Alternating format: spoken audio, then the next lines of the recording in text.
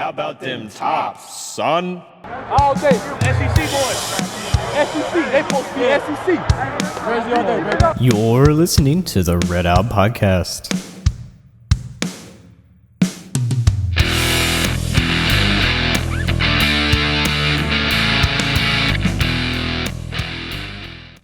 Welcome into another RedOUT podcast. I'm Jake and cannot hit buttons to save my life. You're fine. And Devin in the house, and we've got J-Dog, Jared Rosdeutscher.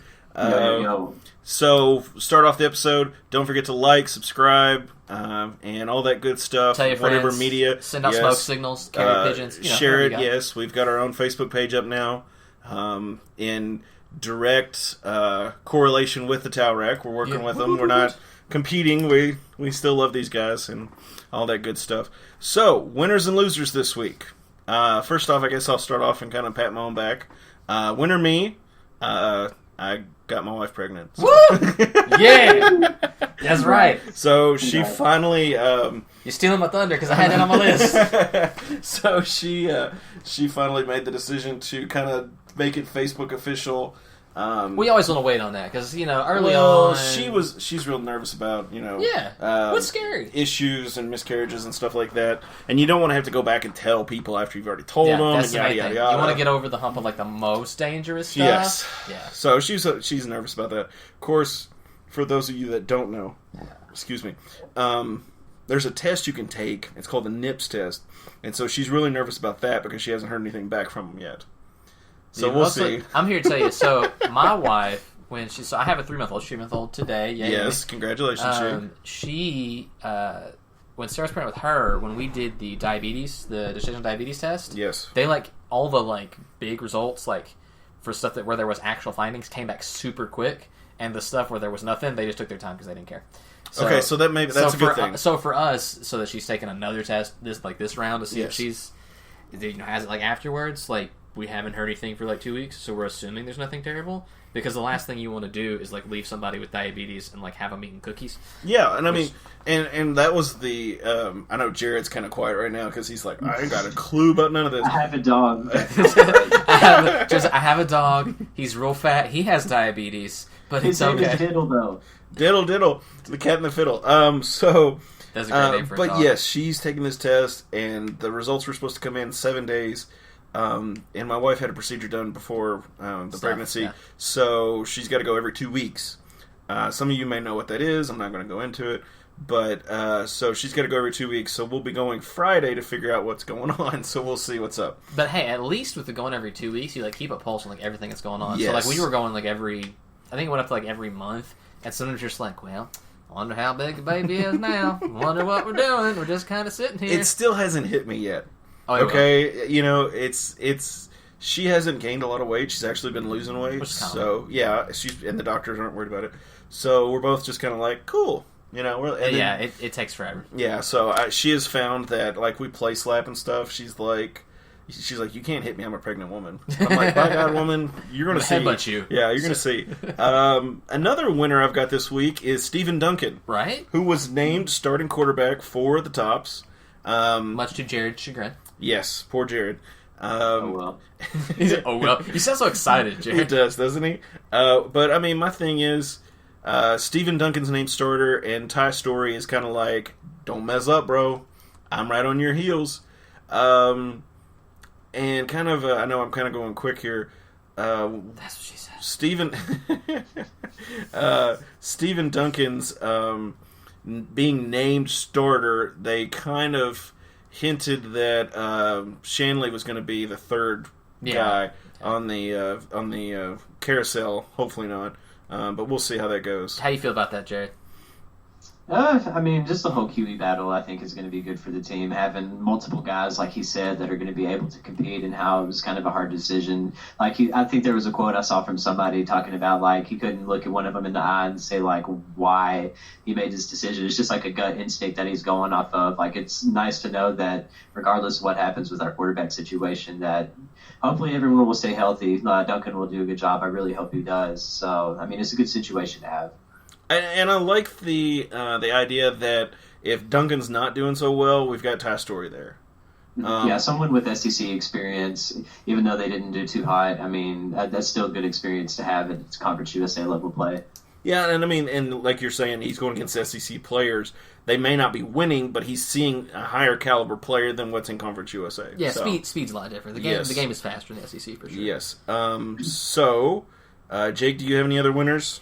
The only one that you did not mention that I have as a winner is the rest of the NFC West. So if you've listened to the podcast for all, you know that when I pay attention to the NFL, I like the Niners. I have since I was little, just because I like the color red, and Steve Young is real cool. And they're absolute hot trash. And that's nothing new, right? That's not news to anybody who watches the NFL. But I thought, and the whole consensus was, that Jimmy Garoppolo, the prettiest man in the NFL. If you have not Googling it, be still my beating heart. But the dude won at the Pats, then got traded for a second-round pick, which is kind of hilarious. Then went and took the Niners the second half of that first season and won 5 or 6 games in a row, and everything was clicking. And then last season, he blew out his knee and was out the entire season. And this year, he's supposed to come back healthier, better, stronger, whatever. And though he did look healthy, he also looked like he forgot what sport he was playing, and maybe thought it was rugby or water polo. I'm not sure, because he looked like hot garbage. And the Niners, just throw 2 interceptions and not have a single complete pass. He had a 0 rating. He threw a pick or 2, threw at somebody's feet, overthrew somebody else, and again, I don't know if he's trying to play handball or what was going on out there, or he's working, he needs to work those concussions or whatever it is. But dude needs to get his stuff together fast, because they're real bad. The NFC North is going to be in the same predicament. I grew up a Cowboys fan, and then when I got of age and figured out that was not for me, I jumped ship and went to Green Bay. But my thought process heading into the NFL season, Aaron Rodgers is just by himself up there. Yeah, I really don't know if he has anybody. The other day I was watching Hard Knocks and did not realize, because I don't follow the NFL as closely as I do Western. I didn't realize that as we used to. We used to play fantasy hardcore. Yes, we were very hardcore fantasy guys. But apparently Clay Matthews got traded to the Rams, and I was watching Hard Knocks, and I was like, "Holy crap! When did that happen?" And my wife's like, "What?" And I go, "That was Clay Matthews." And she goes, "And?" And I said, "He played for Green Bay. He's wearing Ram stuff now. What is going on here?" Proudest moments, my wife, is we were watching. I don't know if we're at the theaters. But we were watching one of the Pitch Perfect. It might have been Pitch Perfect 2, and. I can't believe you went to the theater, but go ahead. I don't remember. First off, Anna Kendrick is bae. Let's calm it down. She's amazing. She is. But it was funny because they have the singing battles or whatever, and one of them was the Packers defense. Yes, it was Clay Matthews. Yes, I do remember that. Yeah, and I've had to watch that movie. Yeah, so yeah. And then she's like, oh. That's the football guy with the blonde, with the long hair and the tackling. And I was like, yes, that is. My gosh. She's like, I know him. He's really good. I was like, yes, he is. And sometimes he is. And she's like, I was like, they wear green. She's like, that Packers. Like, yes, good job. So proud. I was so proud of that. And then she remembered that OBJ was the guy with the catch. She remembers that from the Head and Shoulders commercials. That's hilarious.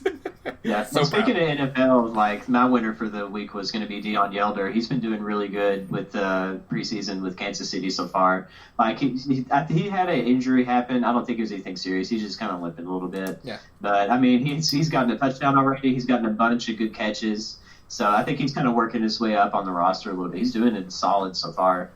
That's awesome. I've always liked Deion Yelder. He's one of my favorite tight ends.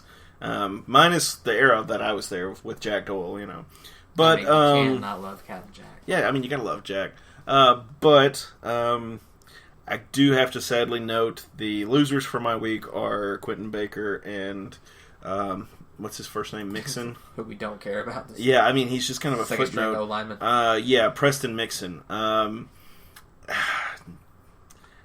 You done screwed up, guys. I'm sorry. I don't know. I don't know. Games with stupid prizes, man. Yeah, I don't know any better way to put that.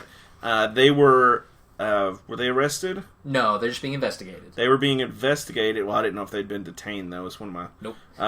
So, speaking carefully, there's a investigation going on that they were in the area, that there were some shots fired around 1 a.m. Saturday and 2:45-ish Saturday morning. Around Kentucky Street was one, and on the corner of 12th and Center Streets Yeah, so I don't know if you guys like if you're listening to this and if you're listening to this and you went to Western or you're from Bowling Green and like know where that's talking about, that's like at the corner of Don't go there. Yeah, don't go there and run, dude, run. Yes. Like we used to have some buddies that had a house at the corner of 11th and Adams, which is around that area, and it was ratchet as all get out. Yes. And I never felt safe. Dude, I drove through there and I didn't feel safe. I'm just like, what the? It's like I'm in a Z71. I'm locking doors. So, as a statement that was released by Brian Fulowski, does that sound right? It's right here. Oh. Anyway, his statement is that the 2 players involved in the incidents, Quentin Baker and Preston Mixon, have been removed from the team as of Saturday. So that was, yeah. That is for sure the loser. And I mean, it sucks for them. It sucks for the team. But again, like, you messed up. You done messed up, you just son, screwed up. you So know? it's like, now granted, I'm not super worried about the offensive line depth. I am worried about production from the running backs. We know Quentin Baker was one of the fastest dudes that we had on the team. But at the same time, like, I don't think he had that many yards, though, is my issue. Well, like, he had, 3 yards per game? So in his first season, when the offense worked, he was excellent. Yes. And like had a really good game against Marshall. Yes. I think it was at Marshall because he went to go play because his family was from Ashland. It was like a big deal because he was from... I thought he went to Glasgow, though. No. Well... Yeah, I thought he went to Glasgow. He's from Ashland. You may be right. I don't know. But anyways, he played... he's from the eastern side of Kentucky/West Virginia, so it was kind of a big deal for him to like go and spank Marshall. It was like a really good game. Yes. And then you're right. The next season after that, he kind of took a back. Again, the offense kind of was garbage. Yes. And then they had no running game. Yeah, it was just part of it. I don't necessarily blame him because Furby did the same thing too. Yeah, it was the same thing. I mean, Furby was great under an offense that worked, and then under an offense that didn't work, he couldn't produce. And it's just part of the game. Yes. It does suck, but at the same time, it's like, all right, dude, you got to pick up the pieces and move on. Like, but this was not, for those of you who are like, man, this just seems like a little overreaction. This is not the first time Baker's done something in this era. No, it's not. It's like his third deal that we know of. He, before his freshman season, he was arrested April 2016 on several charges, including operating a motor vehicle under the influence of alcohol or drugs and possession of marijuana. He was also suspended in 2017 for the 2017 season opener when he jumped into the SAE house, I'm assuming. Yeah, I'm pretty sure it was SAE's. It was a campus fraternity house, left one man with injuries.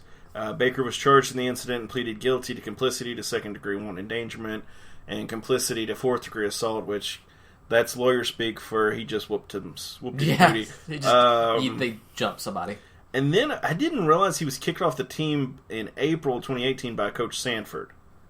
Yeah, I thought he was in the transfer portal. Well, after he got kicked off the team is when he transferred out. Okay. Yeah, and then went to Portland State and didn't play really, and then came back and was and would have been a target. He would have been.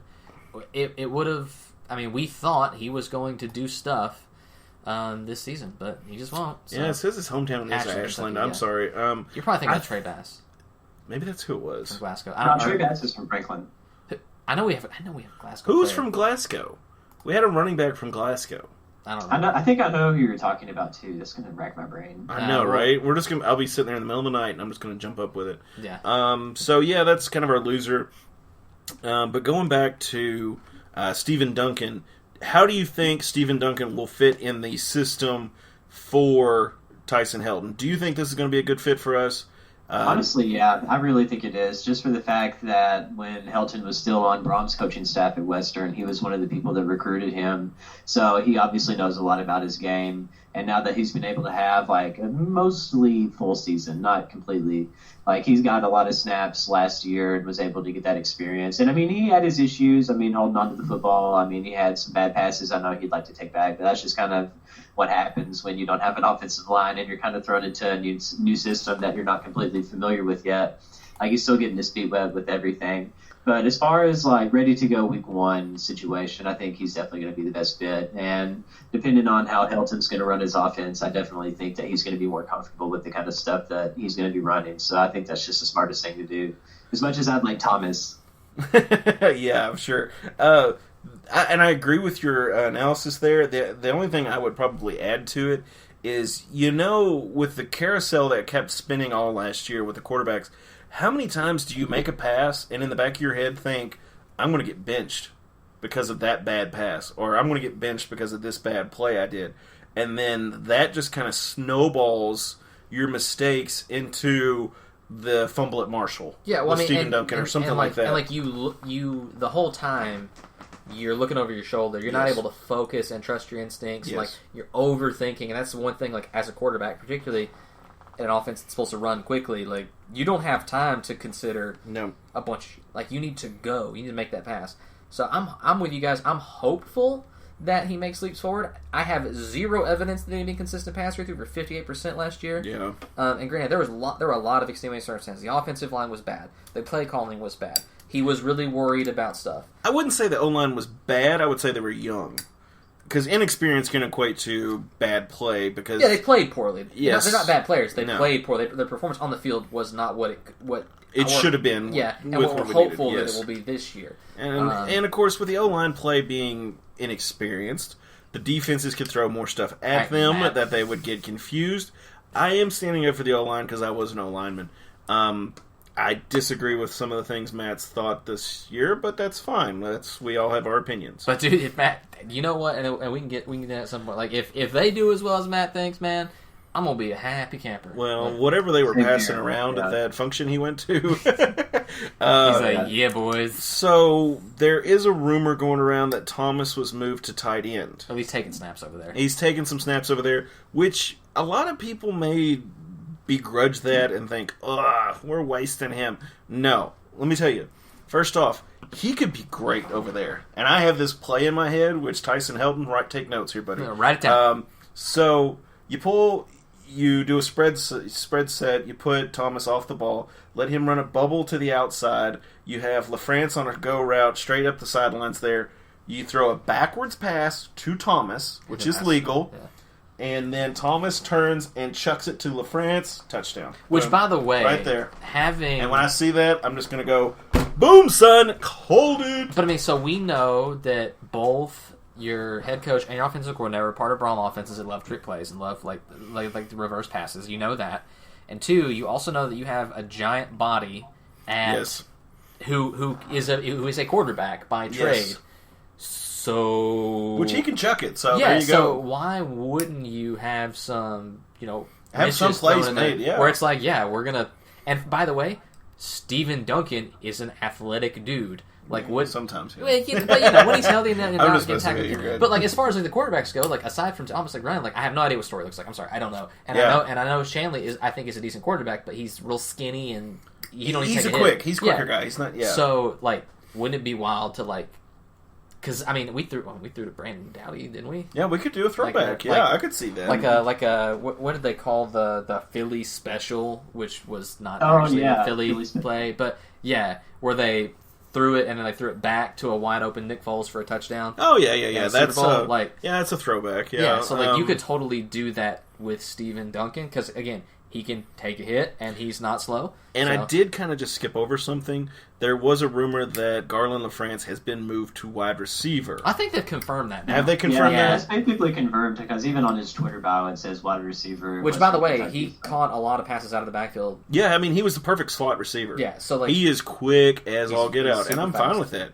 I mean, and you're talking plays there, there's an easy reverse right there. Mm-hmm. You could do a reverse, single reverse, double reverse. I mean, it doesn't matter. I mean, as far as that goes, Super double, secret, triple reverse. Yeah, there we go. And, of course, Matt went to the Hilltopper Athletic Foundation, and whatever they told them at that meeting, he is convinced now that we're going to have a winning season. There's magic fairy dust they sprinkled on him. That's what happened. They mixed something into the food, is all I have to say. He's drinking the Kool-Aid, apparently. Yes. They passed it out when you walk in. And I did have to laugh that Matt looked like the youngest person at the event. Matt just saying. Had to have been by a minus two his wife and his kid. Yes, minus 2 decades. He had to be the youngest person at that event, without question. Yes, which I mean that's fine, but it was just funny. I mean, here's the deal: the people that go to these, either they don't have anything to do, and B, you have to pay money to go. Yep. There's a lot of there's cash involved, so like. Who knows how Matt got it? Shimmied in. He's an insurance guy, so yeah. He's an insurance guy. Yeah, that's my excuse. He's an insurance guy. He can weasel his way in anywhere. He sold his way in, right? Yes. Always be closing. Does he get coffee? I don't know. Only closers get coffee. I don't know. Has anybody seen that movie? Yeah, It's a terrible movie. You just went over my head. All the old guys listen to what I'm talking about. Yeah, they're all giggling right now. But Jerry's like, I don't know. I still stand on my.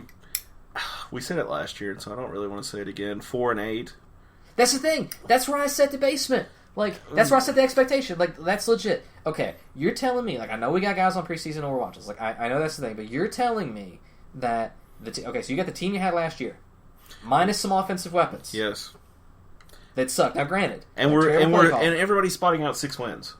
I don't see the 6. Like, I don't know. There could be a slip here or there, and I get that. And we were in a lot of games last year that we could have won. But that's the thing. But I just, like, you're going to have to... And you know what?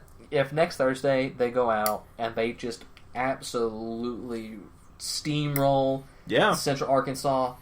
And if this is an 87-0 game, I'm there. Or even if it's like... if they hang 40 on them. Like, if you can score. Like, if you can score and you win in convincing fashion, okay. Maybe I'll bump it to 5 or 6. Maybe we're bowl eligible. But at this point, like, you're gonna have to show me, because I've had 2 years of stinky football. And again, a lot of it's you had 1 year.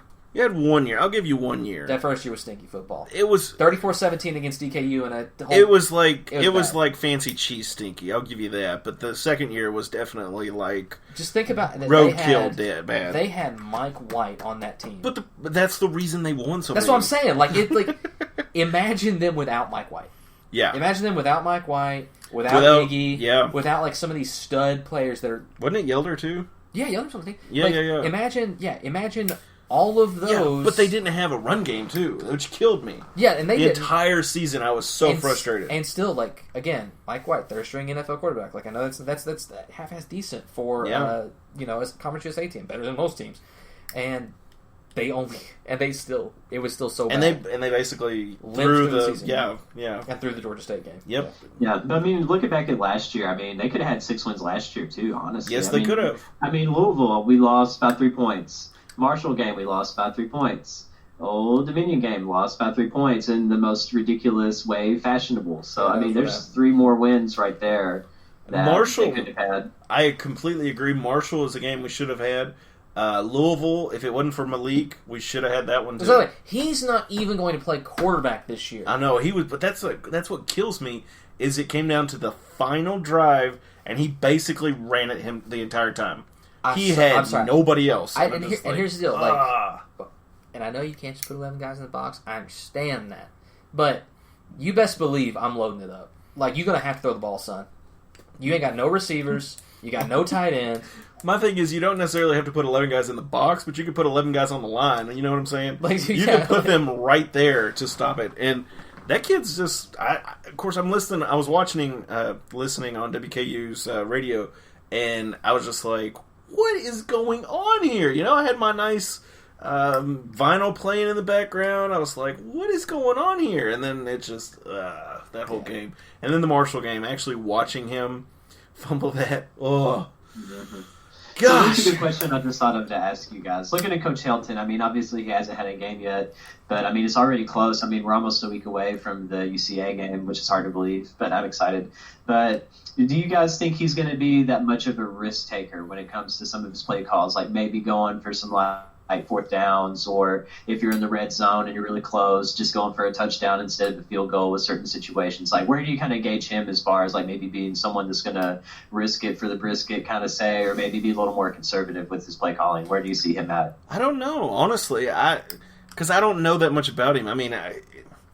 With him being the offensive coordinator for Braum, I would think he'd go for it, but yeah, because one thing that sticks in my mind was the Vanderbilt game that Western had in LT Smith. Yeah, that was so close. It went into overtime, and they decided to go for it on inside the red zone, and they didn't end up getting it. So, it's just kind of decisions like that where if you maybe kind of just tied up instead of going for the win. But, that's what happened with Willie Taggart when we beat Kentucky with that one team. So, never know. It's okay. That so conversion was so good. Back in the day, Jake may have played it too. They used to have an old Madden football game, and John Madden or whoever would always say, if you go for it here, you're going to be a great one, or you're going to be a GOAT. And it was like, John, just shut up. I ended up muting it half the time.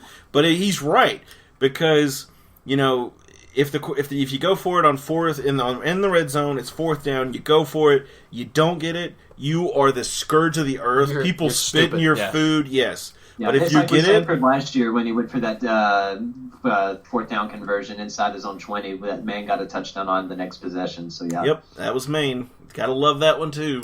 There are so many bad memories that we keep bringing up tonight. It's like I said, Bleach will not get rid of memories. No, Bleach will not get rid of memories. But I think wasn't there a movie with Jim Carrey? Wasn't it the Sunshine? Sunshine of the Spotless Mind? Eternal Sunshine of the Spotless Mind. That's it. Yep. Yeah, I saw that one. Yeah, whatever. It's real bad. I don't like any Jim Carrey. I don't like funny movies or like funny dudes in serious movies for the most part. Yeah, that was such a weird movie. Messes with me. But we'll just have to see as far as football goes. Yeah, for me, I honestly think he will be aggressive. Though I hate to say it, but like being the offensive coordinator on Jeff Brom's offense is kind of like being the defensive coordinator for Nick Saban. Like you're not really doing a lot in game, and that's an oversimplification, obviously. But and maybe he just hadn't had the reins took off of him because he definitely couldn't call what he wanted to at Tennessee. But I hope so, man. Like even if it's dumb, like whatever, take shots. And we know he's gonna take shots downfield. We know he's gonna go for big plays. Yep. So we'll see if in those because we know last year the main we can move they can move the ball in between the 20s. Like that wasn't usually a problem. The problem was that they were garbage in the red zone. They could not execute in the red zone, and so. I don't know what he looks like in those like close yardage things. Yeah, because it's just kind of a weird situation to be in with him because, I mean, Sanford, he took a lot of shots and a lot of different questionable decisions that most of them kind of weren't smart to begin with. Others were, I mean, maybe you have a shot at this, maybe you don't. Those kind of 50-50 toss-up kind of situations with some of his play calling. So, I mean, you saw how fast that fan base kind of turned on him with the decisions he made. So I don't know if you would want to be maybe a little more reserved and starting off and just to kind of depending on the situation, but I don't know. It intrigues me a lot. I think a lot of Sanford's I almost said Stanford. A lot of Sanford's questionable calls though came from it was a snowball effect. I know I keep going back to this, but how many times in a row can you make a stupid decision before people start going off? You know what I'm saying? Yeah. Let's play smart football. That's what you said all last season. Yes, and I mean that's what we lacked a lot of last season was smart football. One announcement, I don't know if we didn't cover it last time, I'm pretty sure, but Western has announced in 2026 we will be playing Georgia, and in 2024 we'll be playing EKU. So, woo! Can you click on that? I want to see. Aren't they paying like almost $2 million to us? I don't know if it'll tell in there. 1.9. Yeah, they have it. It was like 1.9 or something. Skim. Yeah, I've always heard that's a really cool place, Georgia Stadium in Athens. So the last time we played Georgia when I was at Western, it was 2006, and I was not allowed to go. So.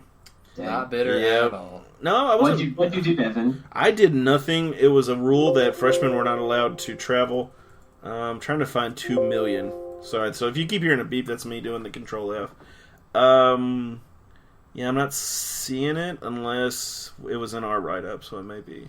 I thought I saw it somewhere, but maybe I didn't. But, no, so Georgia, I didn't get to go because it was a freshman. The way the rules applied to freshman trainers was that freshman trainers didn't get to travel. And then, after that game, I was offered to be traveling, and I turned it down. But and then I got to go on the last 3 games, which not exciting. I'm sorry. That was Southern Missouri State, which is now Missouri State, and Southern Illinois.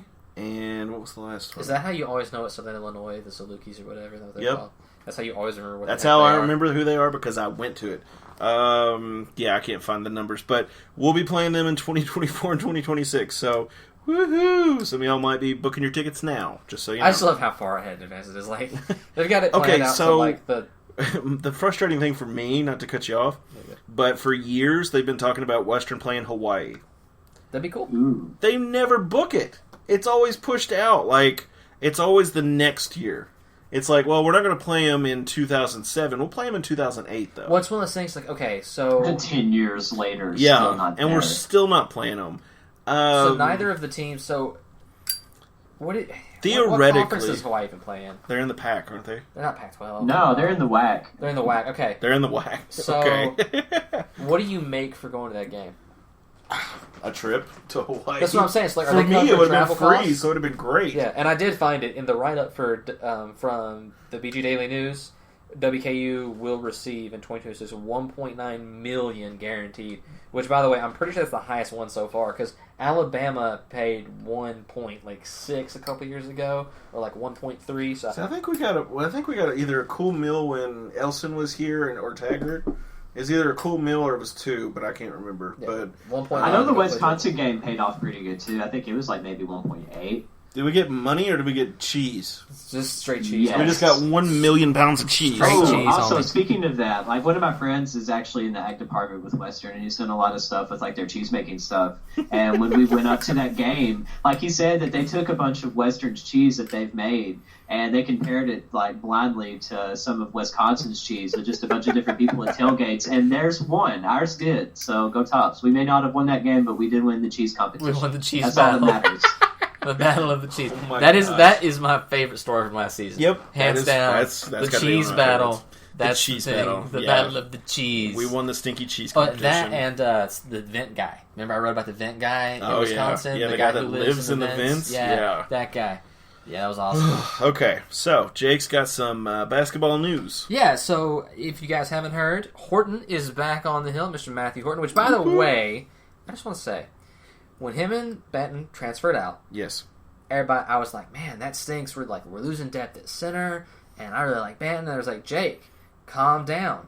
We've still got Charles Bastian, or blah, blah, blah, blah. We're gonna be fine. Everything's great. Actually, I don't think Bassie was even come back there, but we're gonna be fine. We got to lose, but everything's gonna be fine. I'm like, no, guys, I'm telling you, Horton, we need him. And they're like, nah, man, don't worry about it. And then everybody's all ticked off when it's just Bassie back there, and Smith transfers, and then guess who looks pretty now? Mr. Horton coming back. It was like, oh my God, Matty Horton, we're going to have so much good depth, and he's going to be valuable minutes. So I'm like, could you have turned a 180 faster than you did on Matthew Horton? So I just want to say that the picture that is on the Towel Rack's article for Matthew Horton's official return looks like everybody was just waiting in Diddle, and they're like, hey, Matthew Horton's coming back. And they're like, yeah! And I'm like, really? Yeah, so he's back. Valuable minutes at center, which we're going to need, because if Bassie has to play 38 minutes, he will. A game he is not going to make it. Hopefully to the end of the season. I don't know if Bassie needs to be playing center. I know that's controversial. What Yeah. are you going to play point guard? No, make him the next Ben Simmons. He's going to be a point guard. Yes. Yeah, we'll put him at point guard. Wouldn't it be funny if you just put him at the point for like a minute? No. Yes. But he's just like high dribbling at the top of the key.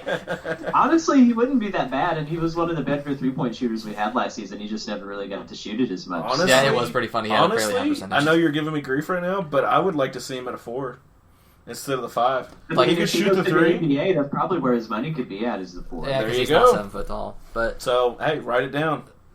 Hey, Rick, are you listening? Write that down. Write that down, dude. I love that movie. Write that down.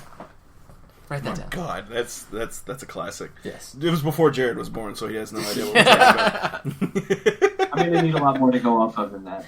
Write that down, Van Wilder. Van Wilder with the great Ryan Reynolds. The God, Ryan Reynolds, the Yes. Canadian God. Oh, that's... You haven't seen it, have you, Jared? I do know who Ryan Reynolds is, but... No, he hasn't seen it. That's That's your homework. Yeah, you need to go watch Van Wilder. It's really, really good. Y'all keep giving me homework. I swear, classes even haven't started back I'm yet. just And saying. I graduated. Yeah, so you graduated, dude.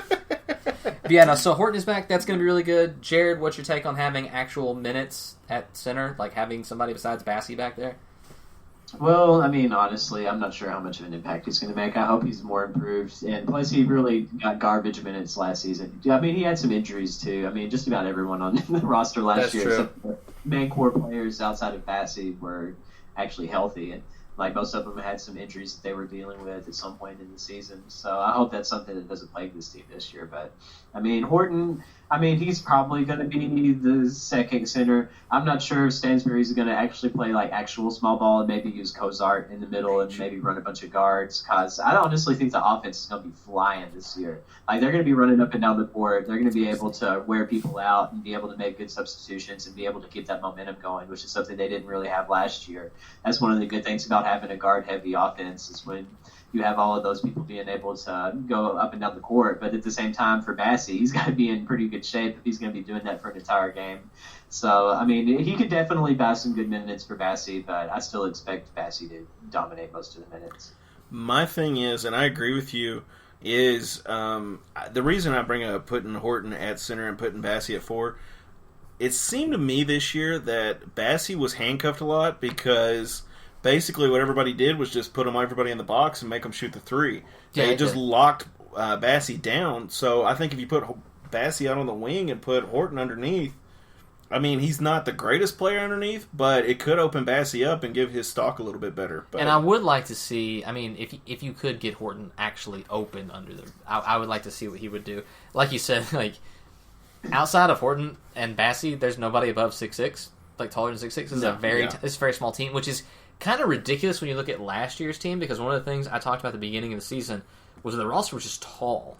Like, just across the board, the roster was bigger than a lot of teams, especially compared to the rest of Conference USA.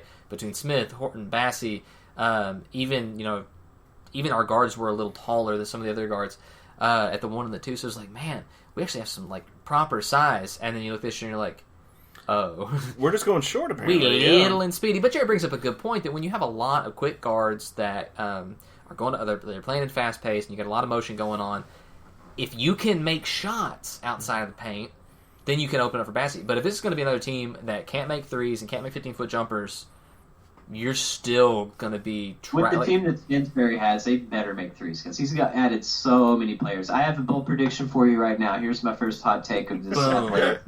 Right. Western will have, I don't know who it is yet, but they will have the 6th man of the year in the Conference USA. Because if you look at the depth that Rick Stansbury has this year, I think that is definitely a shoe-in because... Just looking at any type of potential starting lineup, you have Kenny Cooper possibly as the point guard if he's eligible. You have Hollingsworth, you have Anderson, you have Bassey, and then you have the awkward 4 spot that could either go to someone like Cameron Justice, it could go back to Jared Savage, which I kind of hope it doesn't, and it could also go to Carson Williams. Like, any of those guys could be starting and have the potential to come off of the bench and be able to get a lot of points and be able to be very productive. So I seriously think that we have a very solid shot of whoever that might be coming off of the bench being the 6th man of the year in the conference. That would be awesome. I feel like if you got a guy winning 6th man of the conference, that's an excellent season. I think so too. They win a lot of games if you got that kind of play. Because if you look at our bench from last year, they were lucky to get 10 points combined any given night, which is something that really atrocious because there was a huge drop-off in scoring production, which you do not want.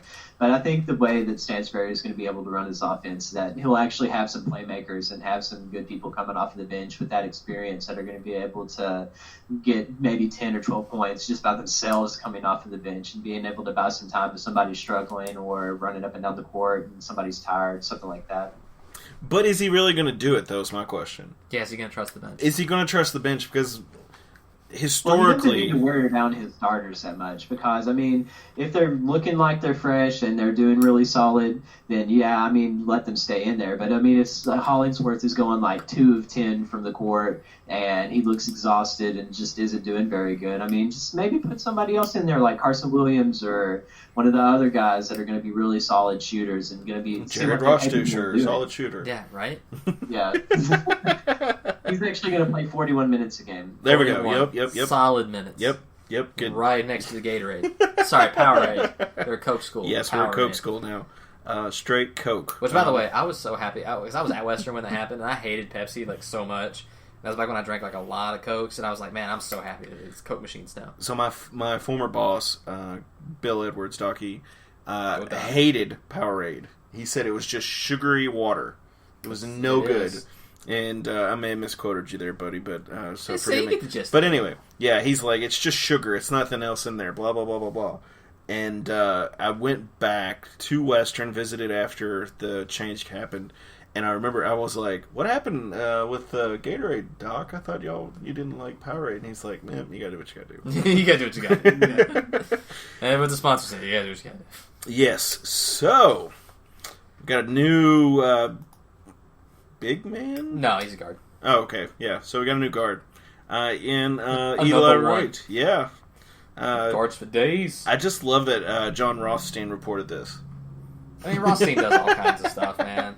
He's all over the place. You know, it's funny. Well, the funny thing is Rothstein came out with it, and then Barstool Western was like, credit us. "Nope, we did this. We did this." I mean, all I can picture is like a bunch of frat guys, and they're just standing around a keg going, "Yeah, that was us. That was us. Yeah, we did that. Yeah, we tweeted it. We got the screenshots to prove otherwise." Yeah, Bless yeah. But I mean, I think it'll be. I think he's a good get. I think Eli Wright will be good for us. That's Yeah, one thing. Is like absolutely. there's a good article on the Talk about how he fits in, but it's kind of it's interesting because he was pretty highly ranked coming out of high school, out of Owensboro, another Kentucky kid, which I'm a huge fan of. But then he never really got a chance to shine at any of the teams he was on, because it's always seemed like there were stud guards ahead of him, and he never really got a decent look. Like I says, he's from Apollo High School, which always has great athletes. If you're not from here, you don't know. Like Apollo, like good football team, Yep. always decent basketball teams, 4-star recruit. But the interesting thing was, how will he play here? Because we are so guard heavy. Yeah, Like he's gonna have to come out and legit out compete somebody. Assuming I don't know his eligibility. I know he's got 2 years of eligibility left. I don't know if he plays this year or next year. But yeah, I mean, I'm happy to have him. You always want more depth, but I don't know where he fits yet. Yeah, I mean, that's definitely kind of hard to kind of gauge for right now, because, I mean, you don't know who's going to be playing what minutes, like how much Stansberry is going to trust his bench and kind of go in that direction. I mean, it's still kind of all up in the air at this point. We might get a little taste, Hilltopper hysteria, but then again, I mean, that's not your actual, like, rotations that you'll be going through. I mean, it's just kind of like the starters versus some of the second strings, and he might mix it a little bit. I mean, it's just kind of hard to tell at this point. Looking at the numbers here, without counting Eli Wright, Western sits at 7 guards and 12 total players. So with him, that's 8 and 13. I mean, but still, that is ridiculously Well, it's funny high. because this is how they're listed. Like, okay, Jared Savage forward, not really. Like, sort of. Like he's gonna play there, but Well, technically, like small forward, like technically. super small forward. But Savage, he's aggressive. Savage, yeah, Yes. yeah. He just Oh kinda yeah. hovers around behind the 3 and takes contested shots. Yeah, Don't talk shit about I will talk shit until he starts being the shooter he's supposed to be. Dang it, I'm gonna rag on him all the time. And if he's one that's a bench player, though, think about what he's going to be capable of doing for that. Because, I mean, you saw how he did in some games as a starter. But if you take someone like Carson Williams and they start, and then you have someone like Savage on the bench, I think that's going to be something that could definitely help the offense a lot. It definitely will, because he is a good spark. He can make shots, and he Yes. made some absolute clutch shots Yes. last year in some huge games. But at the same time, it's like, dude, you're built to be a shooter. Like, shoot. Like, don't take 20 shots and then miss 19 of them. Like, Yeah, shooter, get off the pot. I got you. yeah, exactly. That was good. Yeah, but the one shot that he'll make, though, is important. It was like that UTSA game, I think it was, that went into overtime, and he made those huge threes, like 3 of them in overtime, and he didn't do anything in the entire The rest of the game, yeah. Yeah, I mean, but yeah. If you come in and be clutch, I mean, I guess that's fine. But again, you're talking about if he doesn't have starting minutes, or can he be, the cliche, like that spark off the bench, come in and make a couple shots and get hot, like, that would be good to see from him. Yes, I completely agree. I just want somebody to step up and actually be like a sixth man, because no one was really that person last year. No, not at all. Nope, didn't have it. I mean, and the thing is, too, I mean, if you look at the bench numbers, though, I mean, they were minimal. Yeah, they were Basically, good. Stans just left the dudes in.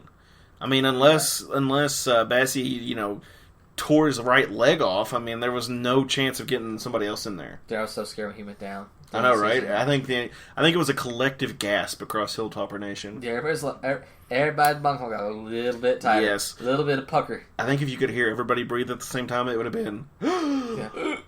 And it was just held their breath until all of a sudden it was like, okay, he's fine. Which, by the way, my child does not know how to laugh yet. Like, she only kind of sort of knows how to laugh. So she hasn't figured out always that laughing means exhaling. Yeah, she's 17. No, I'm sorry. Yeah, No, yeah. she's 3 months. So it's funny because she'll, like, grin, and when she goes to laugh, she'll go, like, she'll, like breathe in. I'm like, no, honey, breathe out is how you laugh. Like, breathe out. She's like, That's so funny. and then she'll get a little bit out. She'll go, you're like, that's a laugh. Like, she's grinning from ear to It's ear. close enough, I guess. Close Let's enough, go for yeah. it. That's hilarious. You got anything else on the basketball front, buddy? Not really. Jared, you got anything else for basketball? Honestly, Eli Wright's kind of the biggest thing right now. It's him and Horton coming back, so we're kind of caught up. So I guess we'll just dive right into the mailbag here. Yeah. So on the football front, Ross asks, how predictable was Quentin Baker's dismissal? After the news broke of the issue, I don't think it was very predictable. I think it was very predictable, I should say. It didn't surprise me, I guess is what I was trying to say. See, for me, it didn't surprise me that he was dismissed for getting in trouble. When they got announced, I was like, oh, he got caught with weed again. Yes. That's what I thought it was. Yes. Before it came out, they're like, oh, he's dismissed. And then the second thing was like, oh, it was just like shots fired. And it was like, okay, that actually is surprising to me. The crime is what I was like. Like what he's being investigated for, that surprised me. Not necessarily the dismissal, because he's always had problems. So the question comes from Mike Nunn. Other than normal coach talk, what one thing are you looking for that will separate the starting QB from the rest? Consistency. Yeah, absolutely. That was the thing last year. We couldn't have consistency because the quarterbacks were switched in and out so often. So where Stephen Duncan, when it was decided he was the starter, then all of a sudden, what was it, Charlotte? It was like, nope, he's not starting. And it was Colin. I don't remember if he was hurt at that time, but it was still a question up in the air of why. Yeah, all season. That was they put in Davis Shanley, and then I'm skimming. I think, what was it? Eccles came back in towards the end of the year, and it was middle, yeah, and he was in for like 2 series and he was out. So my biggest thing right now is I'm looking for consistency. What about you, Jared? Yeah, consistency is going to be the biggest thing with all of that, and I'd be lying if I said I had any attention to what you just said because I'm looking up for a picture for a question here in a second. That's all good. Sorry. No, you're good. Yeah, are you still talking about Quentin Baker? No, we're talking about what we're. The question is, other than normal coach talk, what one thing are you looking for that will separate the starting QB from the rest? Which is a good question. Yeah, it's a great question. Yeah, my initial answer, consistency. That is a good answer. Just being able to not turn over the ball a whole lot. That's the biggest thing with Duncan is, like, if he can keep his turnovers down, I think he's going to be really solid. But, he's got to hold on to the football. He can't make any boneheaded mistakes because I don't know how short his leash is going to be. You hope not too short. Yeah, that's my thing. I can't imagine it being a very short leash. I would think that they're going to let him go out, make a few mistakes, be okay. As long as he's not in his head about issues, I think he'll be fine. As long as he doesn't look like Jimmy Garoppolo, if I can even say his name, in the game he just had, then, he'll be okay. If he looks like that, I was going to say, to therapy. I was going to say, you said his name about as well as he played, so yeah, it's dude, fine. absolutely. Yeah. It checks out. Yeah. So bad. He has to get his name pronounced right because he did so bad. That's exactly right. You don't deserve it, Jimmy G. I don't care how pretty you are. Exactly. It doesn't matter. But my thing is, first off, one thing I definitely want to see from the coaching side of things is let him play. Yeah. No matter what happens, let him play. When he comes in, there's issues, whatever, let him go. As long as he's not in his head or he's not hurt, let him go. Yeah. Second thing, sorry, I gotta switch out of this. Okay. Then it's switching back and forth on I'm Facebook switching right profiles now. since we've got our new RedOUT page posted. All right, now, what's going on? Were you looking for that the funny yes, question? I'm trying to find that question now. The funny question? Pain in the... Because I can See, recite whoever the did- That's what I'm thinking about to myself is the funny question because I just looked up the pictures. Yeah, because he's trying real hard right now. He is prepping for the funny question. Okay, yeah. So whoever runs that WKU basketball thing, whatever. Yeah, but still, right? Yeah. I do not think that anymore. So this question comes from Sam. Would you rather fight 10 white squirrel-sized big reds or 1 big red-sized white squirrel? Okay, so let's paint the picture just so everybody. We're talking small, tiny, big reds. Yes, 10 of them. 10 the little size big of a little reds. squirrel, or a 6 foot tall, like 200 infinite pound white squirrel. Yes. I love how you said 200 infinite pounds. Yeah, Yes, 200 yeah. to infinite. We're not sure. Yeah, it's All just right. like when you got in a fight as a kid. It was like infinity times 200. So Yes. yeah. All right, let me take this one for a second because Okay. I'm laughing to myself way too hard for whatever reason about this question. First of all, Sam, thank you. But second of all, did you know there actually is a white squirrel mascot that either did exist or does exist at Western, and it looks kind of terrifying. So that doesn't help me pick. I'm pretty sure it's Wally the white squirrel. Small big reds, that still scares me. Like, just because of the enigma that Big Red is. Picture 10 of those, like the size of a squirrel, just like running across like Gatton Lawn or something. Like, that would be really interesting. But at the same time, a giant squirrel is just about as unsettling. So, oh my gosh. I do. I can't choose. I'm going to send it in the group chat, the giant squirrel, because it's actually really terrifying. Yes, I agree completely. You gotta pick. Yeah, go ahead and pick one. Which would you rather face? He just can't. He's just giggling like a schoolgirl over there. I will say the white. I will take the squirrel. Why not? Just the giant squirrel. The giant squirrel. No. Oh, that's another fun camp story. Is that we have a giant squirrel at camp. It's about 6 foot and is like just a regular brown squirrel that we use for our morning celebration. There we go. That's the one that pooped in your shower. Multiple bad experiences. That's what it was. Whoever is the mascot, I always feel terrible for because we're always beating them with something or like tackling them onto the stage or doing something completely ridiculous. But yeah, I'll go with the giant squirrel. Yeah. Okay, that is so terrifying. But yes, Jake and I just solved the mystery as to who pooped in your shower, and it was the giant white squirrel. It was the giant squirrel, yeah. Yeah, that makes sense. Yeah, that makes sense. It's a giant squirrel. At least he was nice enough to get a wash rag to wipe it into. Yeah, right. In the shower. Well, at least. Yes, if you Google Wally White Squirrel mascot, that thing is terrifying. Yeah, it's Wally the White Squirrel. Wally the White Squirrel is the alumni mascot.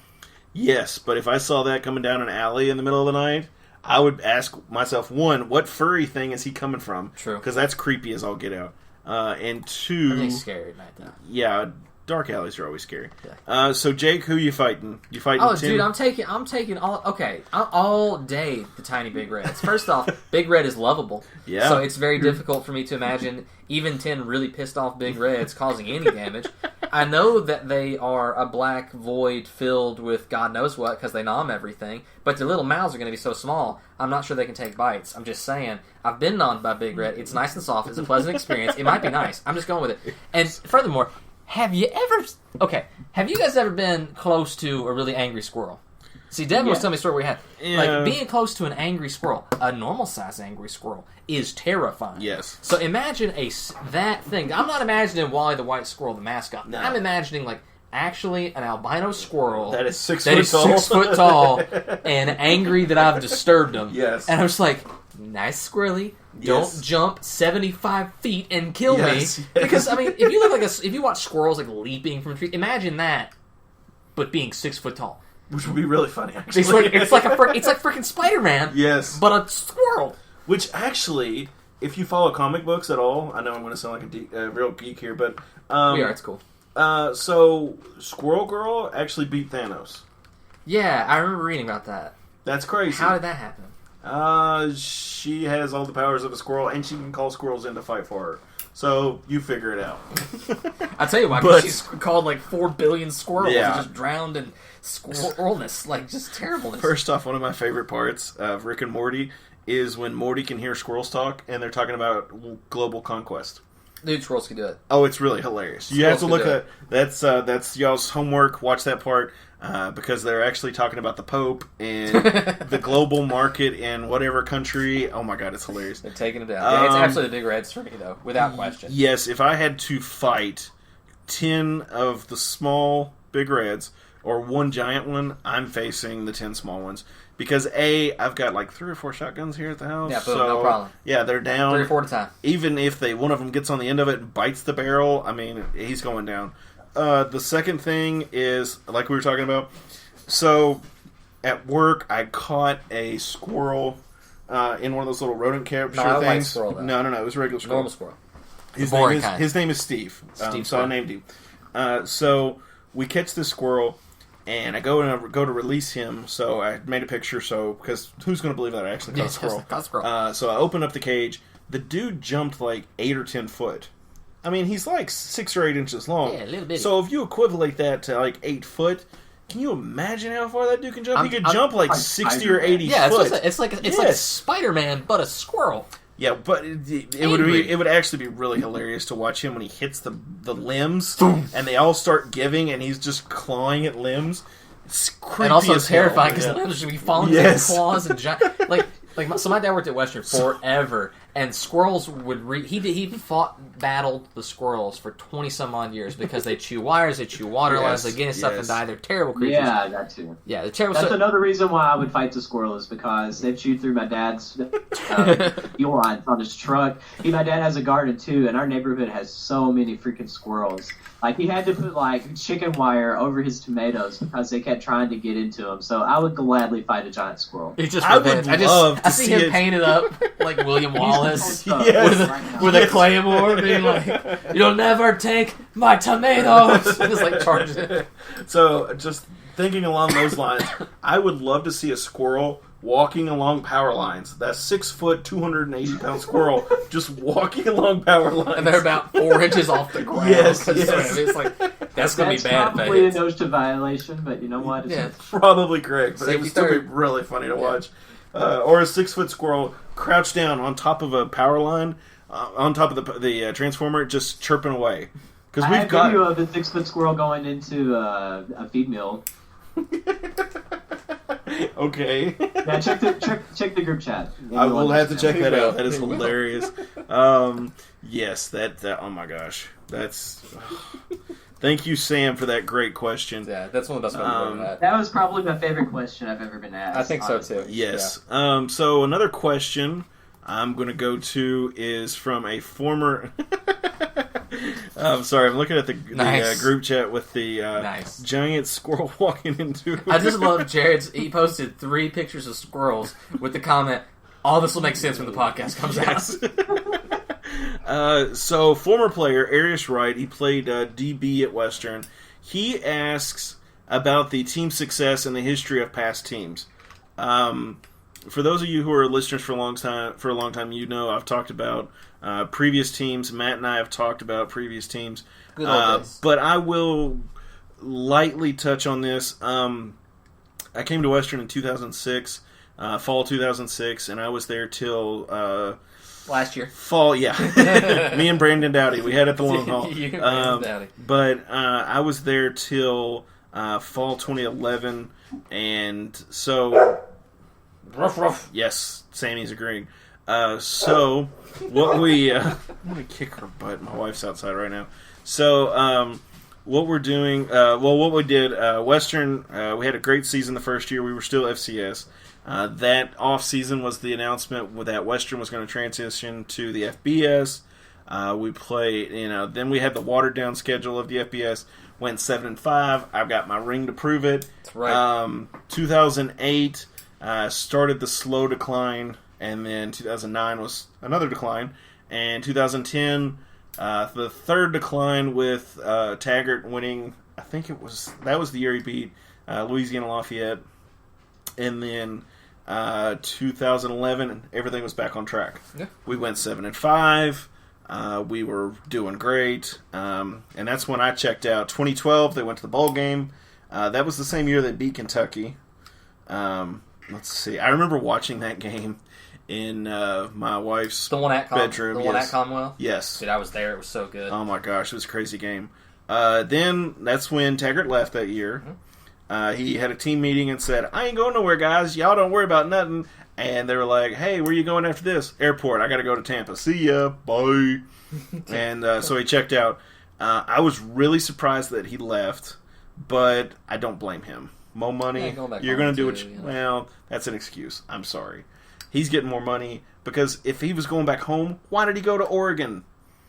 Oh, no, he definitely wanted more money. But it's like if he could. So if you lined up Southern Florida and I don't know, some other AAC. If you went to Southern Florida or Louisiana, yes, I could understand. Or one of those things one of those smaller. What if he went to God, I guess Texas Tech would pay him more money. But let's assume the money was the same, and he went to Texas Tech or Georgia Southern, Washington State, or some of those middle, and it was down to the 2, and the money was the same. You go home. You would go. I agree. I'm not having an issue with that. But it was something that caught us up. I don't understand why you would go and say, "Hey guys, don't worry." He had a team meeting. Yeah, just be straight up. Be like, "I'm sorry, guys. I'm gonna take interviews. We're gonna see how it goes. Yada yada yada." Yeah. And that's another of my issues with coaching collegiately. I think you should have to coach the bowl game. Yeah. I think you should have to. The bowl game. I think they had a good chance of possibly winning that game. I do too. That was with Coach Guidry coached that game. It was like the first of 15 times that we played Central Michigan in a bowl game. Yes. So tired of Central Michigan. Yes, I know, right? It's like every time we go to a bowl, we're playing Central Michigan. Aren't they like the Chippewas or something? I think you're right, yes. Yeah, Isn't the Chippewa like a female Indian? No, it's a squaw. I'm sorry. Squaw, Chippewa, whatever. You don't racist up there in Michigan. Devin, I just now noticed it's like perfect bookends. Like your last year was like my first year at Western. So like my freshman year was when they went to the Little Caesars Pizza Bowl. Oh my Dude, gosh. here's the deal. What you don't understand is that Devin was there for like 9.5 years. So, yeah, me and Van Wilder. Mm-hmm. And it was of course, obviously for me, my favorite Hilltopper football team that ever existed and probably will for a very, very long time was the 2015 season. That was my senior year of college. That was the year they were nationally ranked, went 12-2. I was able to go with Matt McKay all the way down to Miami to the bowl game for that. I got to rush the field when they won the conference title. Nothing will top that for me. As when I was still a student, life was good. It was great. That was the time me and Jonathan drunkenly snuck into the locker room and got pictures of all the guys. That was awesome. We're Brandon Dowdy, and the handler comes up and go, "Yo, Brandon, these your people?" We're taking a selfie with him, and he's like, "Nah, man, these ain't my people." And then we were roughly escorted out. Well, I mean, and Brandon came in, I want to say in 2010. 2002. I think, yeah, he was there. He was there when we won the championship. Of course, Western won the FCS championship in 2002. There was the big year in the 90s when the team was basically almost cut because the team was so awful, and then basically the Harbaughs just came in. The Harbaughs, and one of the reasons they came in was two professors in the econ department presented a monetization study that showed the path to profitability. Only reason I know that, shout out to Dr. Pulcinelli, law and economics. He loves to tell that story that him and another professor got, they were going to cut, and he's like, "Hey, wait, guys," because of course they both love football. They're we think there's a way to make money in this, which was the transition to D1 and the pay games and all of this stuff. And see, that was Harbaugh too. Oh, yeah, I mean, they came in because they came in and they did the footwork. They were calling alumni. They were like, "We need money." Well, the name, Harbaugh. I mean, it's the name alone. Yes, and and that's why people are like, well, "Why is it the Harbaugh Club?" Well, because that's why. Save the program. Yes, they saved the program. I mean, of course. I mean, before that, you had Coach Fikes and all that good stuff. If you want to hear more of those episodes, you can go to our YouTube. I know has a lot of our first seasons stuff. That's where I did a lot of the history stuff. Because I always enjoyed that stuff. Talk about Coach G, R.I.P. Coach G. Talked about Coach Fikes, the Harbaughs. I mean, all that good stuff. So if you want to hear some of that history stuff, go on YouTube, go to our RedOUT page. You can dig through some of those episodes during football season. So it'd probably be episodes 5. What was it? Be 1 through 1 through 10, 15, something like that. Go to the last 15 minutes of the episode, and that's where it'll be. It's amazing how many random ass episodes this we have, though. Oh my gosh, it's kind of stupid. It's we're well over 100, aren't we? Yes, I mean, and I don't even know. I've got a 1 terabyte pass drive that I've started dropping everything in because my poor old laptop can't take it. Well, it's just funny because one of my friends who's a creative person, I was telling him, I was like, "You guys are really slacking the creativity. None of the squad has come out with stuff." And she's like, "I was about to say, where's your creativity?" And she's like, then I remembered, you produce the most content of all of us, writing blogs and doing podcasts. I was like, yeah, we got well over 100 episodes in the archive. Yes. We got content for days. Yes, and I mean, I've kind of talked to everybody about this, but one of my goals, or our goals, this year is to get over 2,000 downloads before December. Yeah. December 1st is my deadline, so we're going to try and go for that this year. So for those of you who are still listening, thank you. Like, share, and subscribe. Send those out to all the Hilltopper fans that you know would love and listen to this stuff. We'll be glad to answer your questions. You can send them to us at our RedOUT page on Facebook, and just keep your eyes out because I am sending out episodes and stuff through that. So we'll see how it goes, okay? But that's all I've got, guys. Do y'all have anything else? No, I think next week, just a little like sneak peek, little tease. I want to do like pro tips for the class of 2023. Yes, that'd be nice. We're kind of we're kind of at the end now, but it's still like really early in the school year. Everybody's just getting moved in. Master plan. That's right, master plan. Ooh, buddy. So as all three of us have spent a lot of time on the hill across quite some time. So I think it would be fun to just kind of get together some pro tips and tweet at you guys and just share some of the fun crap that we're getting into. So that's all I got. Yep, that's all I've got. And as always, guys, just remember, go Tops. Go Tops. Go Tops.